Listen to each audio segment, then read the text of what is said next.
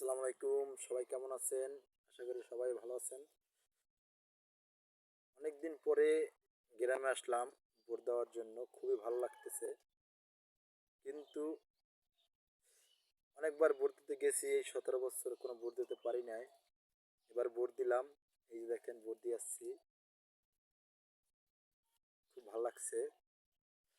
কিন্তু অনেকে বলছে যে ভাই ভোটটা কিসে দিবেন। আমি বলছি ভাই আমার ইচ্ছা, আমার ভোট আমি যেটাই যাকে ভালো লাগে তাকেই দেবো। কিন্তু খুব ভালো লাগতেছে, আপনারা সবাই ভোট দিতে যাবেন নির্টেনশনে, কোনো ভোট কেন্দ্রে কোনো সমস্যা নাই, কেউ চিন্তা কোনো দুশ্চিন্তা করার কিছুই নাই। কিন্তু সব জায়গায় খুব শান্তশিষ্ট আছে, কোনো গ্যাঞ্জাম নাই।